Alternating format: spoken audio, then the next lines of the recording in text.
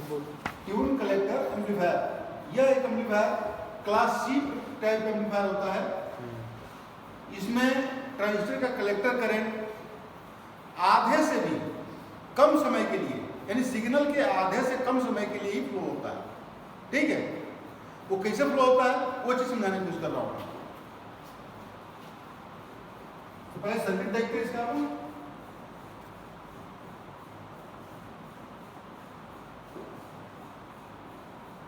Collector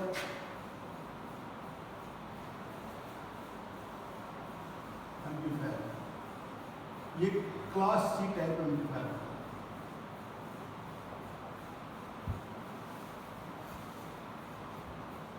class C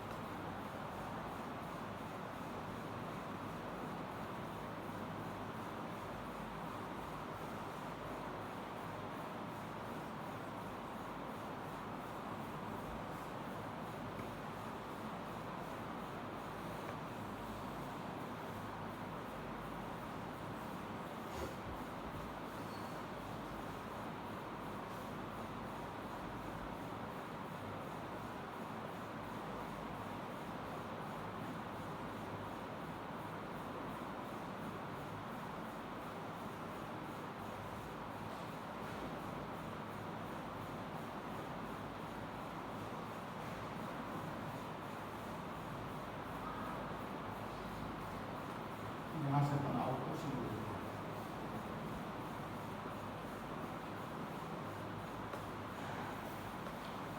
जिसे हम कोई साइकिल, यहाँ पर कोई सिग्नल इस टाइप से हम इनपुट में सिग्नल दिया हमने। ये ट्रांजिस्टर क्या काम करता है कि सिग्नल के साथ कोई डीसी वोल्टेज ट्रांजिस्टर के बेस पे अनावश्यक रूप से न पहुंच जाए, इसको ये पृथक करता है। सिर्फ शुद्ध सिग्नल ही आगे बढ़ना है यहाँ से, ये काम करता है।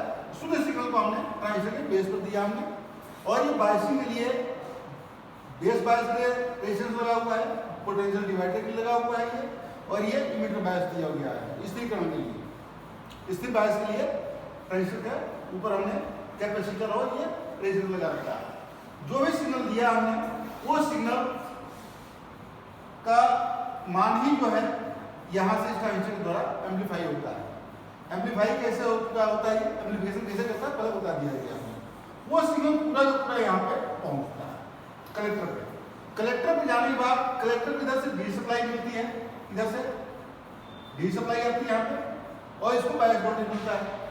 इसलिए जो सिग्नल मिलता है आसानी से एम्पलीफाई हो जाता है।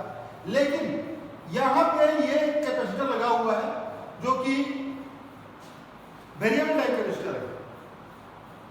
वेरिएबल हम इसलिए रखते हैं कि ये यहाँ पे इंडक्टर और कॉइल दोनों आपस में रेजोनेंस से कार्य कर सके, एक रेजोनेंट परिपथ तैयार हो सके यहाँ पे। ठीक है,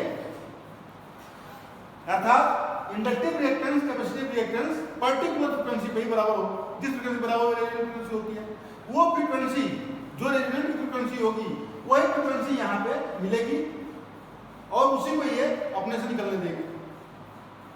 यानी पर्टिकुलर जिस फ्रीक्वेंसी हम सेलेक्ट करना चाहेंगे, अपने को ट्यून करके उसी फ्रीक्वेंसी को आगे बढ़ाएंगे, और बाकी फ्रीक्वेंसियां रुक जाएंगी। यहां सिग्नल पूरा एम्पलीफाई होगा, लेकिन यहां पे ट्यूनिंग सर्किट होने के कारण जो है पर्टिकुलर फ्रीक्वेंसी ही आगे इस ट्रांसफार्मर से सेकेंडरी कॉइल में जाने पाएगी, अन्य फ्रीक्वेंसी को ये रोक देगा। क्योंकि कोई भी ट्रांसफार्मर डीसी वोल्टेज पर वर्क नहीं करता है। सप्लाई तरफ से मिल रही है डीसी की, डीसी सप्लाई मिल रही है, लेकिन डीसी कोई आगे नहीं बढ़ने देता है, तो ट्रांसफार्मर डीसी पे वर्क करता ही नहीं है। दुनिया में कोई भी ट्रांसफार्मर डीसी पे वर्क नहीं करता, सिर्फ एसी पे करता है। तो एसी फ्रिक्वेंसी जो आएगी उसी को ही आगे बढ़ने देगा, ये उस फ्रिक्वेंसी को आगे बढ़ने देगा कि जिसको हम सेलेक्ट करेंगे ट्यून करके। ट्यूनिंग के बाद जो है जो सिग्नल का जो ही मान लो जितना भाग हम सेलेक्ट किया वही भाग में आया, और वो ट्रांसफार्मर के द्वारा उसका वोल्टेज अप होकर के स्टेप अप होकर के फिर यहाँ पर ना प्राप्त हुआ। इस टाइप से छोटा सिग्नल बड़े रूप में, सिग्नल का छोटा सा भाग बड़े रूप में भाई आसानी से हो जाता है। इसका उपयोग हम जनरल तौर पे ट्यूनिंग सेक्शन जहाँ पे होता है, जैसे रेडियो में, टेप में, टीवी में, जहाँ पे भी हो, जहाँ पे अपन आरएफ सिग्नल का ट्यूनिंग कराना होता है, वहाँ पे इसका उपयोग हम करते हैं। ठीक है,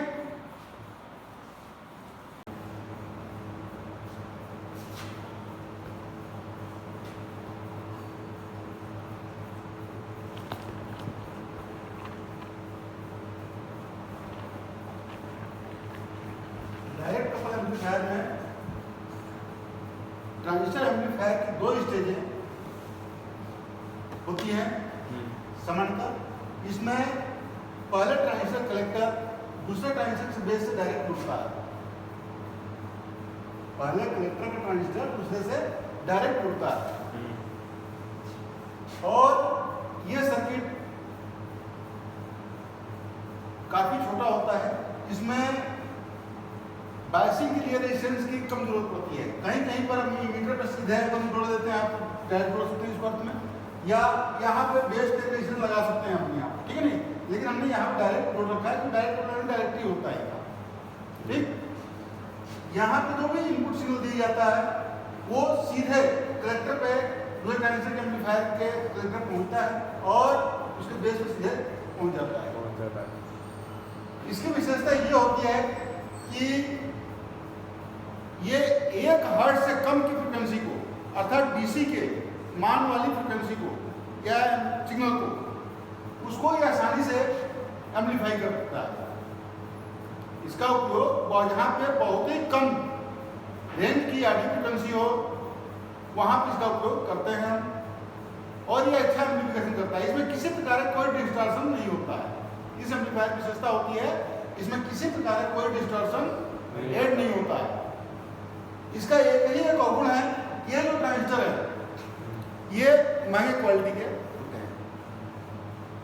महंगे क्वालिटी के ट्रांजिस्टर लगाए जाते हैं, क्योंकि एक ट्रांजिस्टर की एक स्टेज दूसरे स्टेज डायरेक्ट होती है, तो हो सकता है कि अगर इन ट्रांजिस्टर के डोपिंग में किसी प्रकार का अगर कोई त्रुटि है तो सामान्य तौर पे वो डायरेक्ट कपल एम्पलीफायर के लिए वो ट्रांजिस्टर सही नहीं हो पाता। अर्थात कुछ ना कुछ त्रुटियाँ चली जाती हैं उसमें। उन त्रुटियों समाप्त करने के लिए जरूरी है ट्रांजिस्टर अच्छे क्वालिटी का लगाएं और हम इसका उपयोग करें। इसकी सबसे मूल विशेषता यही है कि यह 1 हर्ट्ज से कम की फ्रिक्वेंसी को भी आसानी से एम्पलीफाई कर देता है, जबकि अन्य एम्पलीफायर जो आरसी कपल है, ट्रांसफार्मर कपल है या इम्पीडेंस कपल एम्पलीफायर है, उनके द्वारा ऐसा संभव नहीं हो पाता। ठीक है, केवल किताब में दूंगा आपको बी एम्पलीफायर।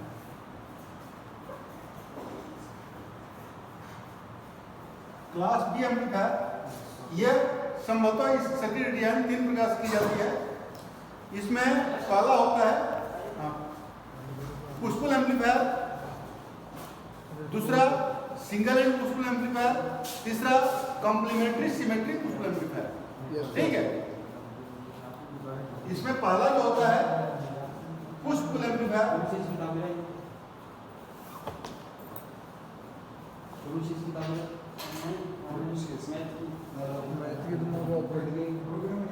दूसरा होता है single end push pull amplifier,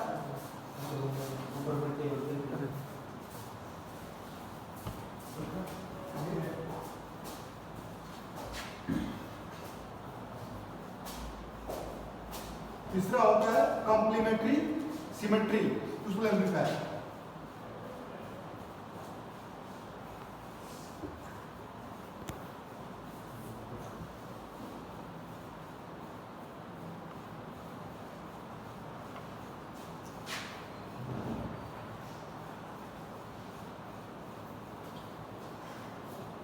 class B में 3 प्रकार के एम्पलीफायर होते हैं, पुश पुल एम्पलीफायर, दूसरा single end push pull amplifier, तीसरा complementary symmetric push pull amplifier. ठीक है, इसमें सबसे पहला अपन single end push pull amplifier देखेंगे, कैसे वर्क करता है ये, इसकी सर्किट डिजाइनिंग क्या है, तो दो अपन बाद में बनाएंगे। सर किताब में है सर, ये 3 प्रकार का होते हैं डायग्राम। यहाँ पे देखो क्या होगा, एक ट्रांजिस्टर का कलेक्टर सप्लाई इधर से मिल रही है, किताब में से दोनों पीएमपी के रहते हैं सर, और इधर से ये मिल रहा है। सही है। तो दोनों पीएमपी दोनों एनपीएन ले सकते हैं अपन, या एक एनपीएन एक पीएमपी ले सकते हैं अपन यहाँ पे इसके बनाने में। किताब में दोनों को ही मीटर से जोड़ रखा है, दोनों पीएनपी ले रखा होगा, हाँ सर, दोनों पीएनपी ले रखा होगा यहाँ पे, दोनों पीएमपी ले रखा और ये प्लस ये सप्लाई पॉजिटिव होगी, नेगेटिव होगी, ये पॉजिटिव होगी किताब में, हाँ सर ऐसे इस टाइप से दिया होगा। यस सर, सप्लाई चेंज नहीं होगी यहाँ पे, किताब में दोनों पीएमपी ले रखा है आपके, तो हम यहाँ पे इस टाइप से कर सकते हैं इसको पीएनपी, ठीक है, और यही पीएनपी कर लिया हमने, ठीक है, और ये सप्लाई निगेटिव हो जाएगी, ये पॉजिटिव हो जाएगी सप्लाई, ठीक है, उल्टा हो जाएगा सप्लाई इसमें होता यूं है, जो भी सिग्नल है हाँ सर, हम यहाँ पे इनपुट में देते हैं, ये पुश पुल एक्शन में हमेशा 2 ट्रांसफार्मर प्रयोग किए जाते हैं, एक इनपुट का एक आउटपुट का, ठीक है, ये इसका आउटपुट है।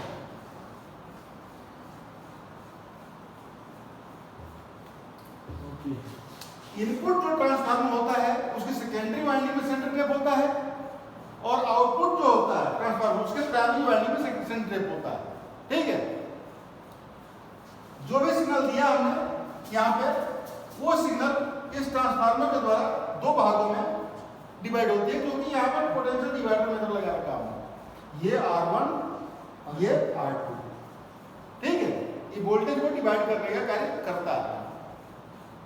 तो जो सिग्नल मिला वो आधे साइकिल किसमें, ऊपर वाला भाग ऊपर चला गया और नीचे वाला भाग नीचे से हो गया, ठीक है।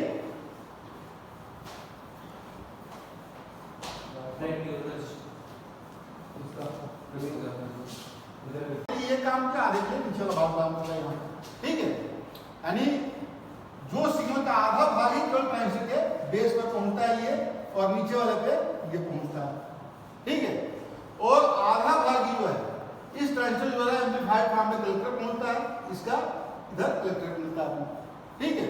इसको नेगेटिव बायस इधर मिली हुई है, और प्लस बायस यहाँ पे इमीटर को अर्थ से जोड़ रखा हमने, क्या होता है डायरेक्ट जोड़ सकते हो यहाँ पे पावर सप्लाई में, तो प्लस को यहाँ पे अर्थ किया गया है। जो ट्रांजिस्टर में सप्लाई वोल्टेज जो मिला, जो सिग्नल मिला, तो आधा भाग ही पहले ट्रांजिस्टर के द्वारा, ये ट्रांजिस्टर Q1 है, ये Q2 है, तो आधा भाग ही इस ट्रांजिस्टर से एम्पलीफाई हुआ और ये यहाँ पे पहुंचा, ठीक है, और आधा दूसरा भाग जो है इस ट्रांजिस्टर से एम्पलीफाई होकर के यहाँ पे पहुंचता है, ठीक। इस प्रकार से आउटपुट में दोनों ही साइकिल इस ट्रांसफार्मर के द्वारा सेकेंडरी वाइंडिंग में पहुंचती है, और आउटपुट में ये पूरा भाग इसे एम्पलीफाई होकर प्राप्त होता है। अर्थात इस ट्रांजिस्टर के इसमें जोड़ने से, ऐसे सर्किट डिजाइन बनाने से ये कब पुश पुल एक्शन कहलाता है, और इसमें सिग्नल ट्रांसफिकेशन का पावर ज्यादा बढ़ जाता है, ठीक है, इसलिए इसका उपयोग हम पावर एम्पलीफायर के लिए करते हैं।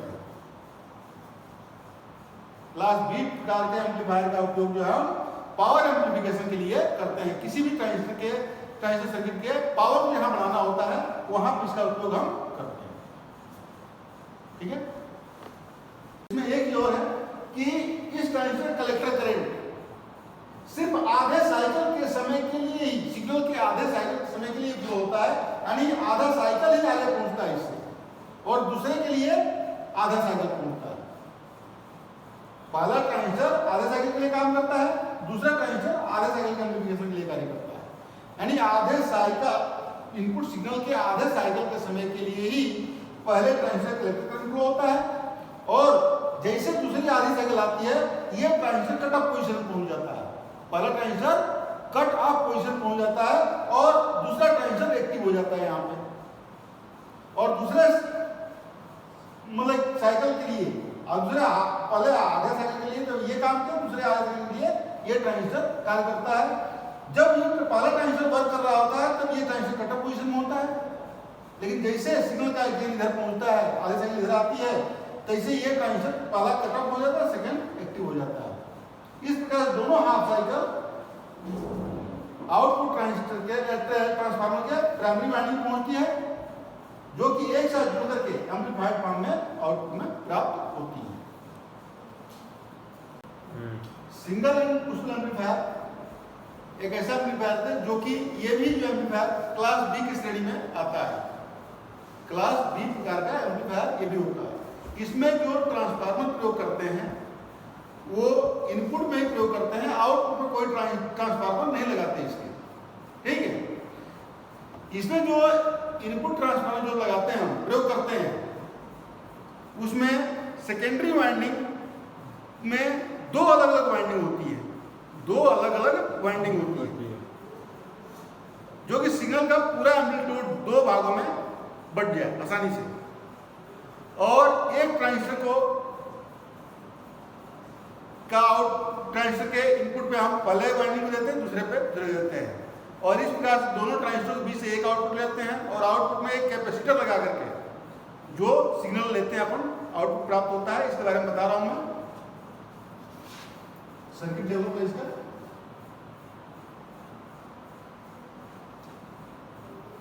जैसा कि हमने बताया यहाँ पे ये दो वाइंडिंग होती है सेकेंडरी में। यहाँ पे हम दोनों एमपीएम या दोनों पीएम प्रकार का ट्रांजिस्टर यूज कर सकते हैं। दो ट्रांजिस्टर लेते हैं यहाँ पे, दोनों मान हमने एमपीएम से बना दिया लेकिन, ठीक है।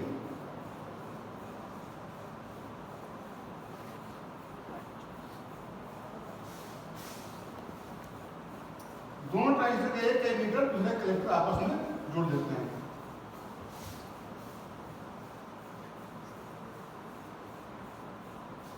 एक का एमीटर दूसरे कलेक्टर, यहाँ पे क्या कर सकते हैं, एक रेजिस्टेंस बायस के लिए हम एमीटर जोड़ते हैं, ये बायस यहाँ कलेक्टर के लिए जोड़ते हैं, इसको सीधे आप जोड़ देते हैं।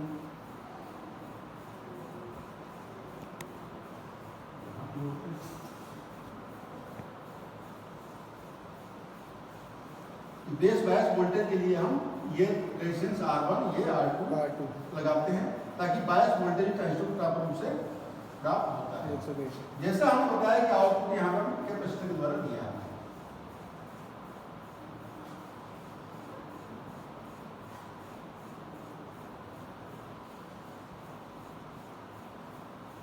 ये स्विच लगा के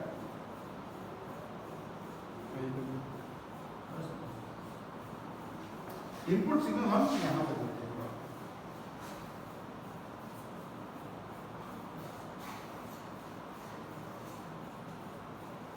जैसा हमने बताया था पुश-पुल एम्पलीफायर के लिए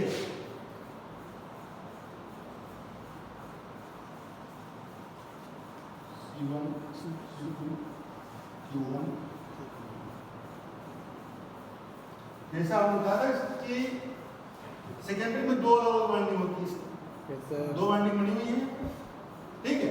अब एक बार इस ट्रांजिस्टर को बायस देने के लिए जरूरी है कलेक्टर इसका पायरेटिक है और बेस को कम पायरेटिक वोल्टेज मिले, जो यहाँ से सप्लाई आ रही है रेजिस्टेंस के थ्रू हाई वोल्टेज और यहाँ पे घूम करके ये बेस वोल्टेज ये बेस बायस मिल रहा है।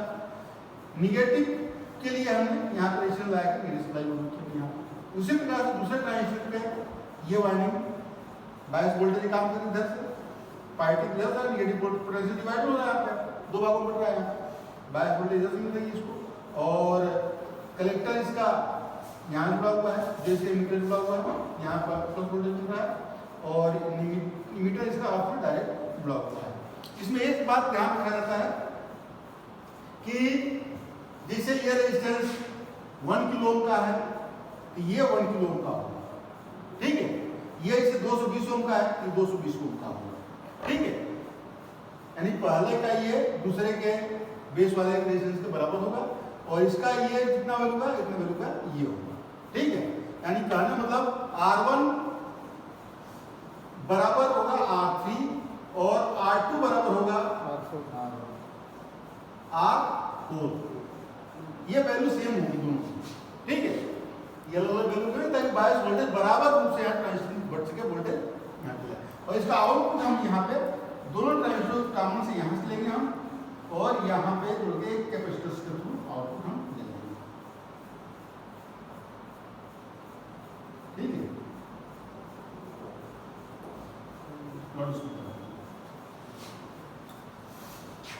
जो भी सिग्नल दिया हमने इनपुट में वो सिग्नल चला यहाँ पे, यहाँ आने के बाद दोनों इस टाइप से बटे, यहाँ सिग्नल चला यहाँ पे। माना कि मैं पहले ट्रांजिस्टर Q1 एक्टिव हो रहा है, यहाँ पे Q1 चालू हो रहा है। क्यों चालू हो रहा है? क्योंकि इसको पायरेटिक वोल्टेज बेस पे पहले पहुंच गई है। ठीक है, पायरेटिक वोल्टेज इसे पहुंचा, उस वक्त जो है क्या होगा, ये ट्रांजिस्टर नेगेटिव वोल्टेज होगा तो ये कट ऑफ में पोजीशन में होगा ट्रांजिस्टर, ये ट्रांजिस्टर कट ऑफ पोजीशन हो जाएगा और इसके पायरेटिव हाफ साइकिल का पूरा सिग्नल चलेगा, ये ट्रांजिस्टर फॉरवर्ड बायस में रहेगा और इसके कलेक्टर पे करंट फ्लो होगा।